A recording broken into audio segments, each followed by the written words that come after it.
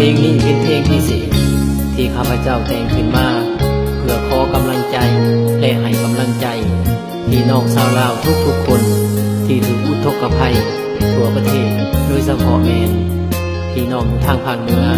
ที่กำลังประสบภัยน้ำท่วมอยู่ตอนนี้ข้าพเจ้านุ้ยภาคพรรษาขอให้กำลังใจพี่น้องทุกๆคนจงสู้ต่อไปและก้าวข้ามปัญหานี้ไปให้ได้ซอยแด่พี่น้องเสียงห้องออกมาจากใจช่วยคนถือผู้ท้อกับไปกำลังใจ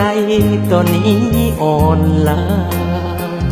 ถือมัดจุลาลงทันบ่สงสารเลยนะเสียงห้องไห้และขาบน้ำตาจนปัญญาหมดทางแก้ไขเข้าของเครื่องใช้สวนพืชจมไหลไปต่อหน้า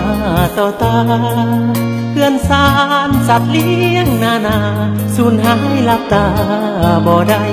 สั่งไหลบางครอบครัวเจ็บหนักสูญเสียคนหักผู้เป็นดวงใจฟ้าเอ๋ยสั่งแรงนำใจอ่อนวอนเท่าใดก็บ่เมตตาสวรรค์บัญชาหรือฟ้าเจ็บใจเครื่องแค้นที่โหมกระหน่ำอย่างแห้งเหมือนดังเคียดแค้นกันแต่นานมาภัยธรรมศาสตร์ให้จะบังอาจขัดขวางดินฟ้าสิ่งเดียวยังพอเยียวยาก็คือศรัทธาและก็แห่งใจช่วยเหลือกันเข้าคนลาวเฮาอย่าทิ้งกันสุขทุกข์เฮาคอยแบ่งปันคนลาวเฮานั้นบ่แลงน้ำใจน้ำนองไหลหลังเปลี่ยนมาเป็นสายทานน้ำใจฟ้าหลังฝนขอจงสดใสขอบคุณน้ำใจชาวลาวทุกคน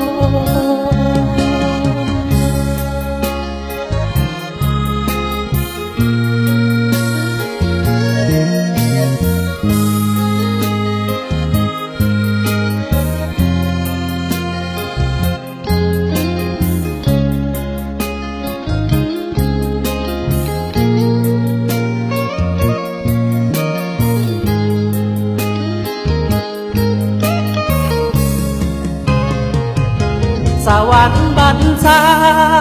หรือฟ้าเจ็บใจเครื่องแค้นที่โหมกระหน่ำอย่างแห้งเหมือนดังเคียดแค้นกันแต่นานมาภัยธรรมศาสตร์ให้จะบังอาจขัดขวางดินฟ้าสิ่งเดียวยังพอเยียวยาก็คือศรัทธาและก็แห่งใจช่วยเหลือกันเข้าคนลาวเฮาอย่าทิ้งกันสุขทุกข์เฮาคอยแบ่งปันคนลาวเฮานั้นบ่แลงน้ำใจน้ำนองไหลหลังเปลี่ยนมาเป็นสายทานน้ำใจฟ้าหลังฝนขอจงสดใสขอบคุณน้ำใจชาวลาวทุกคนทุกสิ่งในโลกนี้บ่มียังจะจีรังอย่างยืนความแน่นอนก็คือความบ่แน่นอนโลกของคนมีทั้งสุขและทุกข์มีรอยยิ้มและมีน้ำตาขอทุกคนจงอย่าประมาทเพราะชีวิตต้องเดินต่อไปยามทุกข์อย่าท้อยามท้ออย่าถอยลมเป็นทางที่น้อยดีกว่าถอยแต่ยังบ่ได้สู้และเรียนรู้กับการเปลี่ยนแปลงเพราะโลกนี้